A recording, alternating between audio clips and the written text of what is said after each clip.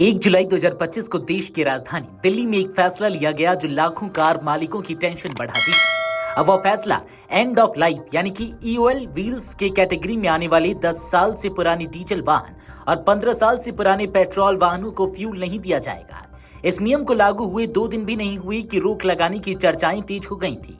हुआ भी कुछ ऐसा ही। 3 जुलाई का वह दिन आया जब इस नियम को नवंबर तक टाल देने का फैसला लिया गया। इस बात की जानकारी दिल्ली सरकार के पर्यावरण मंत्री मनजिंदर सिंह सिरसा ने प्रेस कॉन्फ्रेंस करके दी। उम्र दराज गाड़ियों को लेकर 2 दिन में जो कार मालिकों ने फैसला लिया, उसका खामियाजा शायद ही वो जल्द भूल पाएंगे।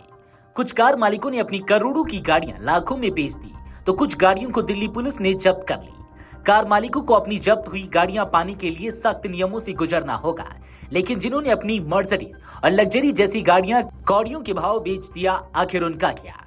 आज आलम यह है कि दिल्ली में रद्दी के भाव में पुरानी गाड़ियां बिक रही हैं। ऐसे में सवाल उठता है कि पुरानी गाड़ियों को कौन खरीदेगा। ऐसे ही कुछ सवालों के जवाब हम आपको इस वीडियो में बताएंगे कि पुरानी गाड़ियों को खरीदने के लिए दिल्ली में कहां-कहां लोग आ रहे हैं। पुरानी गाड़ियों पर सख्ती की खबर ने एक पूरा मार्केट ही हिलाकर रख दिया है। पुरानी गाड़ियां अब जुर्म की तरह देखी जा रही हैं और दिल्ली वालों को उन्हें औने पौने दाम में बेचने पर मजबूर किया जा रहा है। लेकिन सबसे चौंकाने वाली बात यह है कि साउथ इंडिया से आए लोग इस मजबूरी का फायदा उठा रहे हैं और सेकंड हैंड डीलर बना रहे मोटा मुनाफा।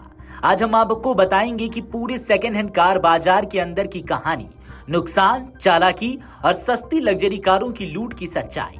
दिल्ली में 10 से 15 साल पुरानी डीजल और पेट्रोल गाड़ियों पर लगे प्रतिबंध ने न सिर्फ आम वाहन मालिकों को मुश्किल में डाला है, बल्कि सेकंड हैंड कार बाजार को भी हिला कर रख दिया है। जहां एक तरफ दिल्ली वाले अपनी गाड़ियों को औने पौने दामों पर बेचने को मजबूर हैं, वहीं दिल्ली ओर से दूसरे राज्यों से आए खरीदार इन हालातों का फायदा जमकर उठा रहे हैं। दिल्ली के करोल बाग, प्रीत विहार, पीतमपुरा और मोती नगर जैसे इलाकों में सेकंड हैंड कार डीलरों की दुकानों पर इन दिनों ग्राहकों की लाइनें लगी हैं। लेकिन ये ग्राहक दिल्ली के नहीं, बल्कि साउथ इंडिया, पंजाब, यूपी और राजस्थान से आ रहे हैं। करोल बाग में second hand car dealer Pritpal Singh Jaggi बताते हैं कि सामान्य दिनों के मुकाबले कारों की डिमांड 3 गुना बढ़ गई है। खासकर लग्जरी कारों की डिमांड तो रिकॉर्ड स्तर पर है। लेकिन इस बढ़ी हुई डिमांड के बावजूद दिल्ली की गाड़ी मालिकों को अपनी गाड़ियों के मनमाफिक दाम नहीं मिल रहे हैं। लोग अपनी गाड़ियों को मजबूरी में 20 से 25% कम रेट पर बेचने को मजबूर हैं। गाड़ी मालिकों की जगह सबसे ज्यादा फायदा बाहर से आने वाले ग्राहकों को हो रहा है। प्रीत विहार के second hand car dealer Vineet Chopra की मानी तो ये वक्त सेकंड हैंड कारोबार के लिए एक अजीब दौर है।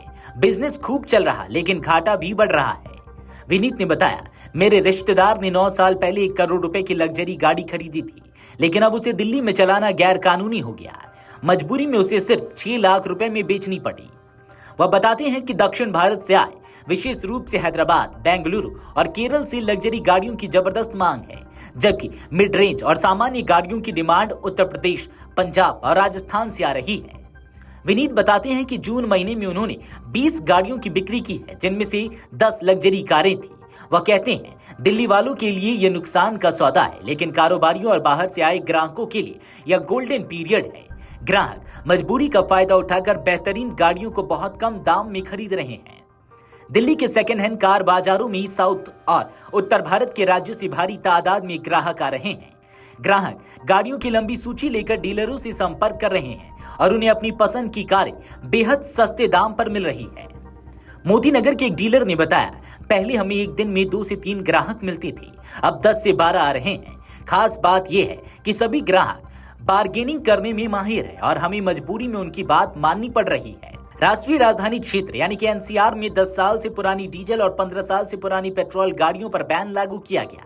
यह नियम वायु गुणवत्ता प्रबंधन आयोग यानी कि सीएक्यूएम के आदेश के तहत आया, जिससे दिल्ली की सड़कों से पुरानी वाहनों को हटाकर प्रदूषण कम करने का उद्देश्य है। लेकिन इसका साइड इफेक्ट आम जनता पर सीधा पड़ा है।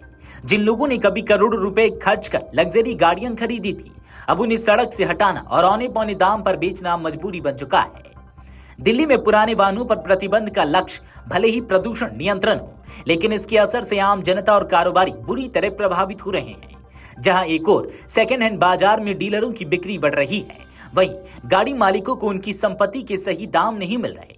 इस मुद्दे पर नीति और व्यवहारिकता के बीच संतुलन की जरूरत है, ताकि पर्यावरण की रक्षा हो, लेकिन जनता को आर्थिक नुकसान न झेलना पड़े। Video desk amarujala.com।